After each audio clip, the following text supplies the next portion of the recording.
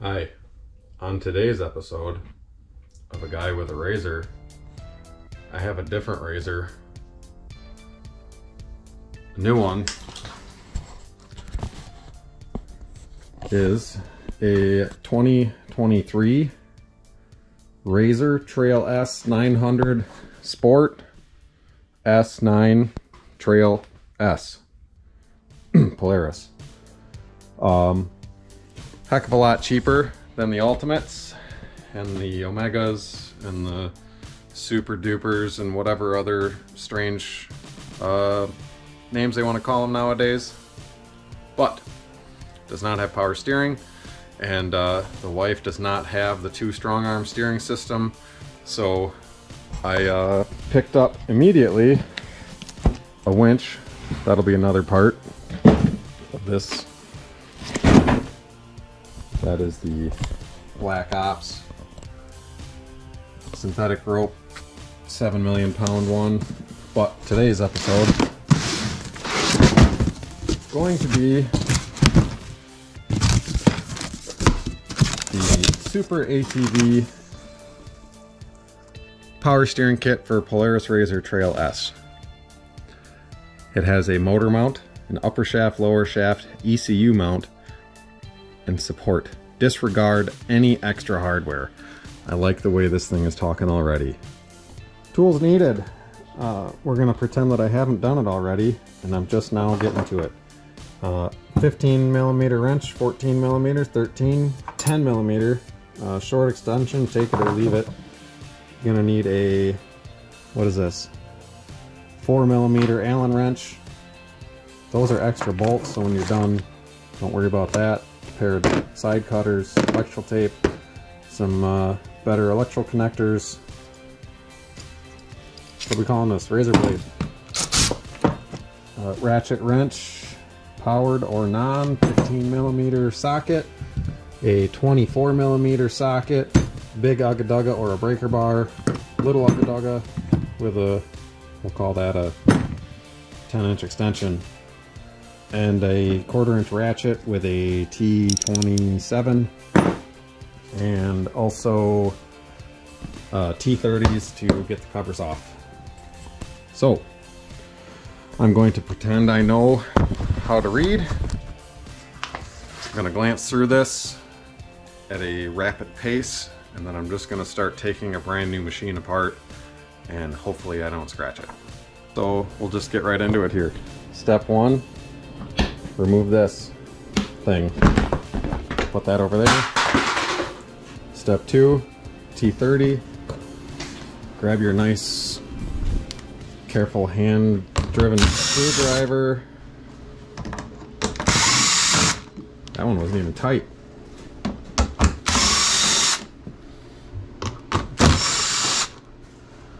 What else we got? Push pins on the top to get that thing out.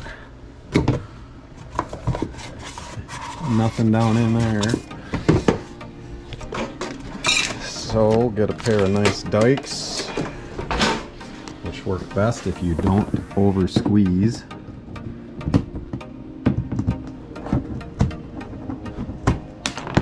Ah!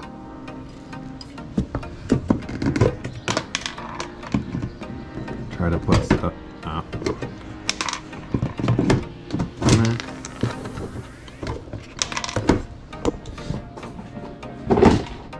There's that.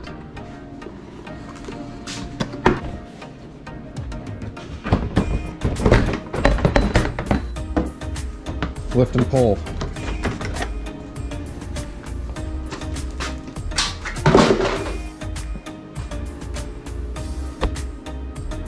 Now we got to take the dash out, which there's a retention clip on the bottom. Squeeze, push in a little bit, pull back. T27 on the back side here. Or you can imagine me taking out 3 bolts.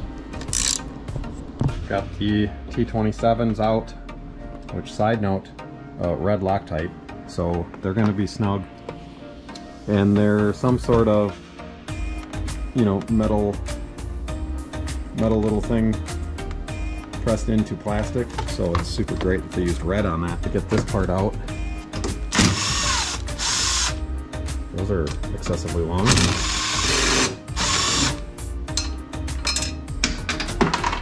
Oh, it didn't even hit the floor. Oh, it went into the cab. Okay. Crisis averted there.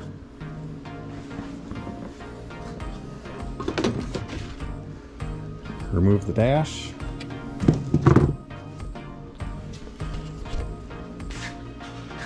Remove steering wheel very carefully. We're gonna guess that to be, get the old micrometers out. I'm gonna say a 21.3. Right on the money. Get the old Milwaukee big horse out.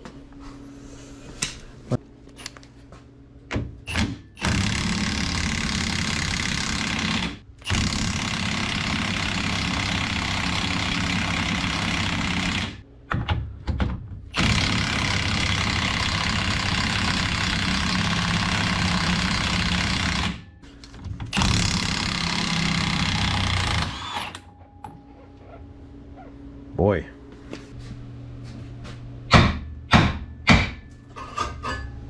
Well, that was less entertaining than I thought it'd be. I tried ripping on it, that didn't work. But evidently a 2x6 on the back side and some light tapping will get that puppy pulled off of there. Remove steering wheel, did that part. Remove stock cover and hardware. Now for the confusing part of the directions. Until you read ahead or look at pictures. Remove cover. We have to do that part, but there is no cover. Disconnect tilt. Disregard if stock steering is not present. Disregard if stock steering is not present. Remove upper shaft. So, I don't know for what reason you'd be putting power steering in if you already had power steering.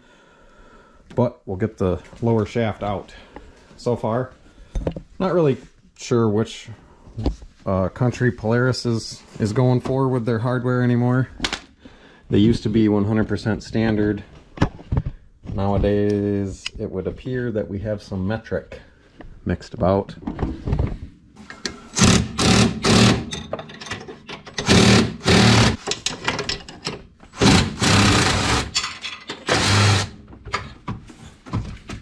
I had a 15 on the head of the bolt and a 17 on the nut that dropped down into no man's land.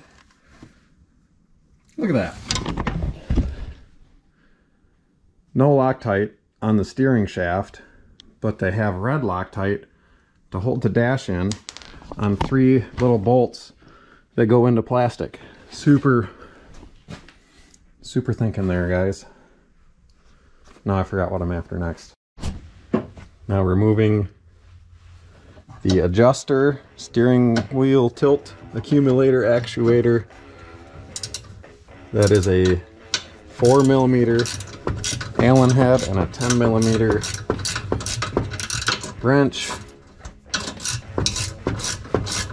To get a ratchet wrench, you can double the action.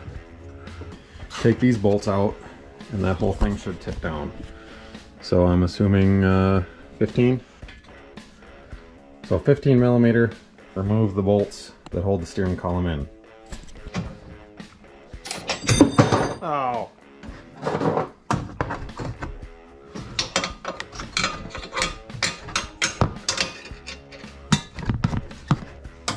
Ow. Sharp plastic.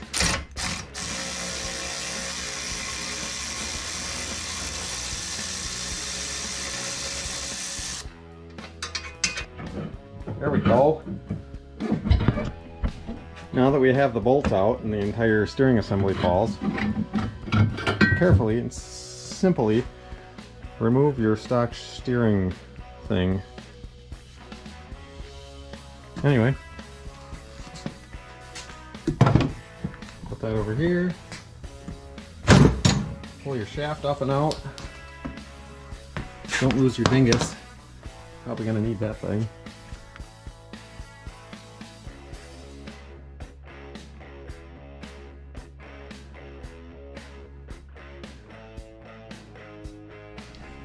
Alright, just a dab will do ya. That's too much. Loctite on the fingers. I'm gonna have to stop at the Old Farm Fleet, see if they got some more of that orange stuff. I think that was my favorite, in between blue and red. Give you some good grip, but was removable easily. Lower steering shaft using provided lock nuts, bolts, whatever you want to call it. Looking at the picture, we got the slip yoke towards the motor. It says to insert this from the outside of the machine. So first we'll remove this so it's not fighting me on the way in.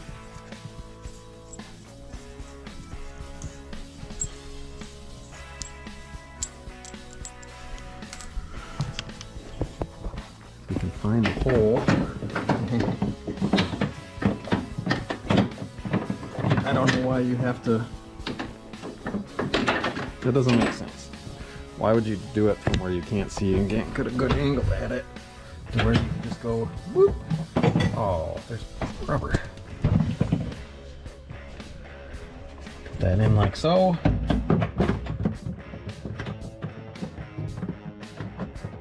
Wiggle, wiggle. Get the angle of the dangle in there. Back to the outside. Oh, whoops. This part would be handy with a friend.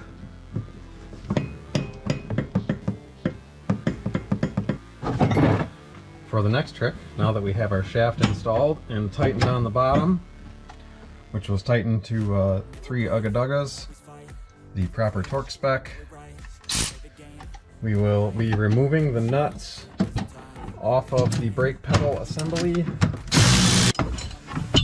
Carefully reinstalling the nuts once you have the motor set in place, because it's not installed yet. It's not even heavy or awkward to get to. It's super simple to start the nuts in here.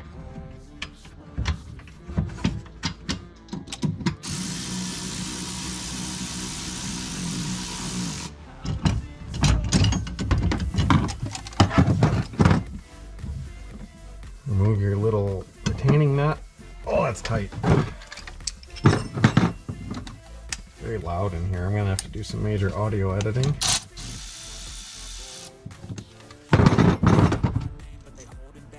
Get that out. There we go.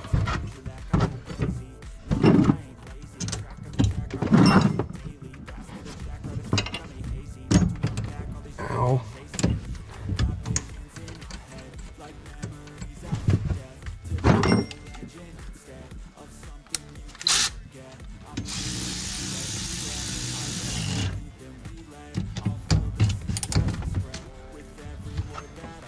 One and a half, 2 Ugga-Duggas. Next step is to install the upper shaft into the stock steering head assembly lever holder. There was a cushion thing in here. Put that on.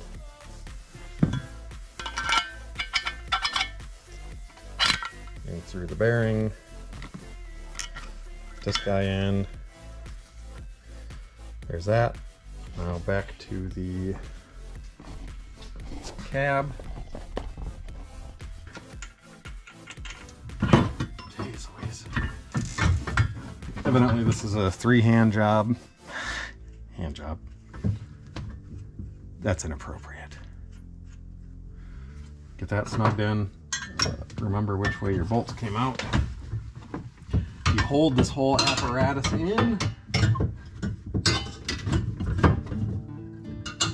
Looks like back. One in first and easier.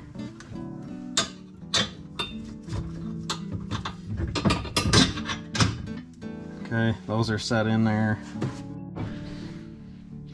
Now we have the steering shock actuator reassembled. Those are tight. Tightened up the main steering bracket holders. Now that you have everything set, you can come back in and tighten up your 4 bolts that hold the brake assembly in. That light is terrible. That brake assembly in and the motor, and then don't forget, now that you can't reach them hardly, to tighten up all of the brackets holding the motor and everything else in, trying to find a happy medium between the angle of this shaft and that shaft, and everything seems to be in a good working condition. So we'll go through and tighten all these up. Now for finishing up the last steps, we have our nice little computer here, and that will be mounting, I guess I would say fairly cheaply, using this little flat bracket, and it will just be sandwiching to the back side here. Once we have that installed as best you can, because the bolts aren't long enough, and when you start reefing on it, it torques the ECU a little bit.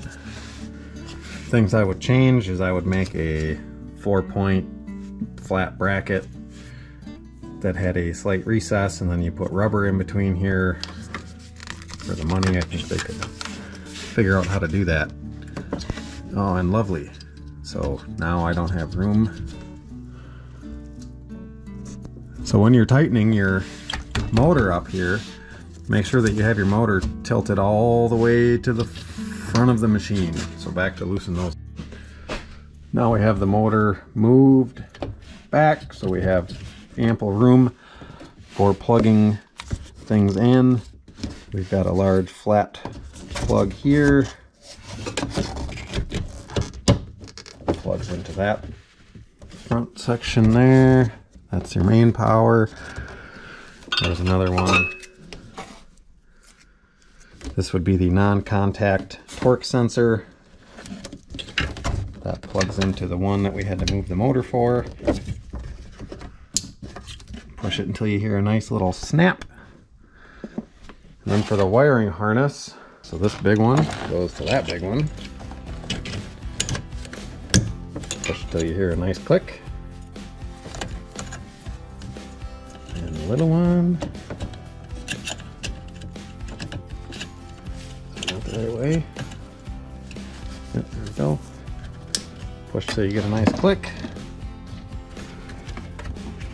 And we'll shove this wire in through our nice grommet, and I can hook up, actually I can shorten these wires by about, let's see, 7 foot, 6 foot maybe. So we'll get these wires shortened up, and we'll try and do some figuring on what this blue wire goes to. After too much screwing around, I think I figured out what the plan is here for the wiring. They give you 37 feet because they don't know what you're going to do with it. So I figured out what I'm going to do is I'm going to cut the harness right here, and I will be adding some shrink coupler connector things here that fit. Probably order some more. I'm getting pretty low on these. Anyway, I will take and cut the red and the black wire. Let's just pretend that these are the ones that I put on. And I will be running it to here. Red wire to the battery, black wire to the ground. This white wire is your keyed ignition. So for the purpose of today's demonstration, I'm going to put a spade connector on it, a female spade, and I'm going to cheat it down into this nice fancy connector just so I can test out the system. I will eventually put an eyelet on here so I can connect it up here, and I will get accessory power from this guy over to here, and I can run small things like LED lights off of this connector The older ones only have this, they do not have that.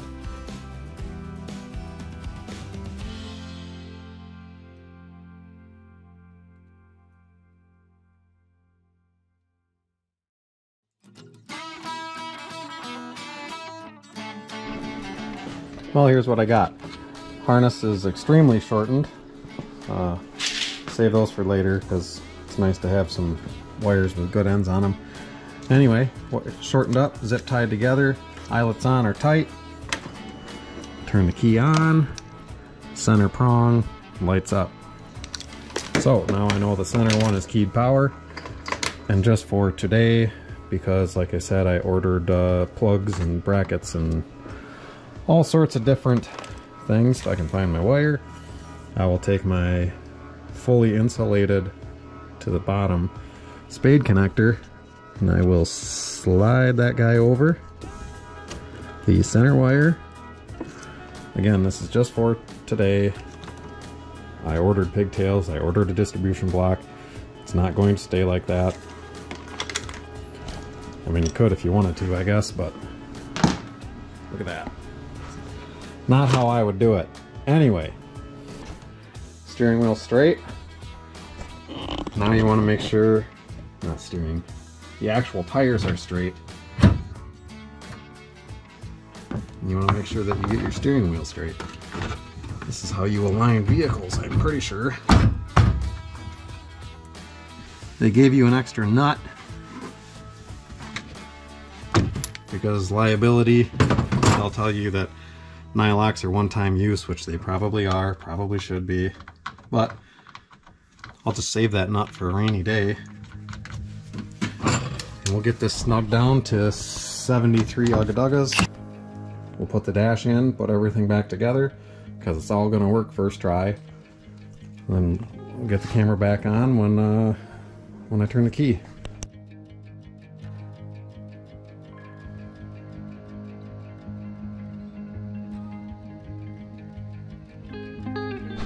Well, there we have it. Everything is back together. It is 10:30. So if you take in the horsing around and filming and screwing around, that's a 2-hour project. Start 10, right? 10:98, yeah. 2-hour project while filming and not knowing any more of what's going on with it than anybody else. So let's get in here and see how she goes. First key turn with everything hooked up.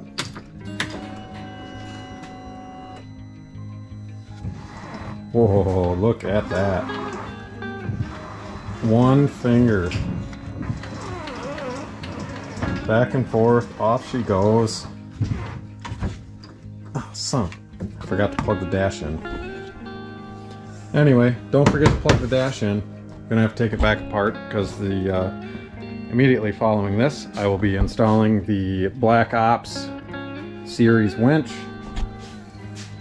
And then after that, stop making noises now. After I get the winch on, I'm going to be building rock slides on camera this time. Pretty simple. Anyway, I'm gonna make them identical to what I have out there, so if you want to see that, check out the next video. Also, I'll be doing a front bumper on this after the winch install, so I can keep the nice pretty fangs protected. Anyway, that's a wrap on the power steering. Went good. 2-hour project start to finish. It's not that hard if you're getting sick of strong arming it. I'd invest the 850 bucks or whatever it is, and I think you gotta watch them on sale. I just missed the President's Day 15% off some SuperATV. Things I would change, like I said, different bracket to hold the ECM on. I'd get rid of Scotch locks, I'd shorten up the harness, and I'd put in the instructions that you don't use the blue wire. Other than that, it's pretty slick. That's a softer power steering than I got in mine factory. Could be good, could be bad, but see ya.